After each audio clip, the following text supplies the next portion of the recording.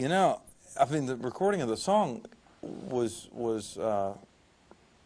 truly a pleasure because it's a great song, and I really enjoyed, you know, discovering it and discovering the poignance in Kinky's writing. But you know, it's the way that he imposes on you after the fact that, you know, probably just kind of, you know, unseats everybody and puts everybody on tilt.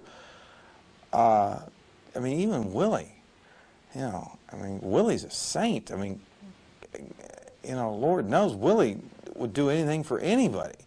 But I'm sure even Willie's patience is tried with something like this. Well, let's go home. Let's just burn wood. Let's don't overdo it. And Don Imus, oh, man, did somebody get a Polaroid of that? I mean, just even a snapshot would be worth having. Of Don Imus? Are you kidding me? He went in and what'd you do? Knock, knock, knock, hi, Mr. Imus? Kinky Friedman said it'd be okay if we came in and had you do an infomercial for him. Oh, yeah, I'd like to see that. That I need to see.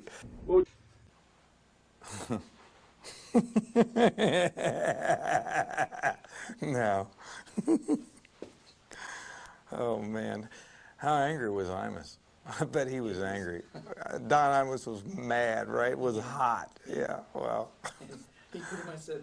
See, Don, you said pretty much everything for all of us. Yeah, you should cut it. See, in cutting videos, I found that editing. No way Don Imus did a commercial where we're hawking Kinky's album late at night saying, hey, y'all want this record? Call that number on your screen. Hey, buy 3 or 4 copies. Give them to your friends. No way did Don Imus do this. He didn't engage in anything this demeaning. I know that. If he did, whoever was around him at the time paid a dear price. That was good. These songs are performed like you've never heard them before. That's because you've never heard these songs before. Have you? No, you haven't. Contrary to what Kinky wants everybody to believe, nobody's heard these songs before, Kinky. What do you think? They've never heard these songs before, so it doesn't matter what they sound like now, does it? No, it doesn't. They're actually recorded very well. They're great performances. But it doesn't matter because they never heard them in the first place. They're Kinky Friedman songs that nobody ever heard before. So now they're hearing them performed very well by these artists. But there's no reference for that. You gotta love Kinky. That's what Don says. So at this point, I'm going to bring... Actually, it was a pleasure to record the song Rapid City, South Dakota. As I know, it was genuinely a pleasure for everybody else involved in the project to be a part of it and record the songs that they recorded. But we never, ever thought that it would come to Kinky enlisting any of us to go out and hawk the album late night on television. There's no way that any of us signed on for something like that. Don Imus did this? No way did Don Imus do this. Yeah. Yeah, it's the way to end a career. Out here hawking Kinky albums on television.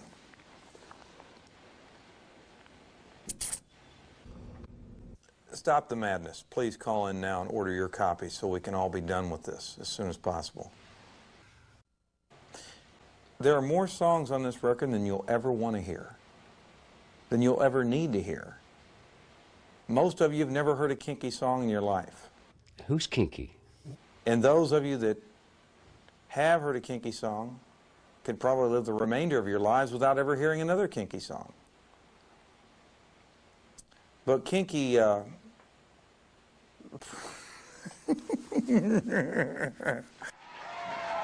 it is an imposition. This is a dark day in the recording history. Now cut that with me going, you know, no way Imus did this. And then he come again to Willie going, it's a dark, if you guys are, you know, you could have a priceless piece of an info. I mean, it's pretty whacked. No, Can I go now?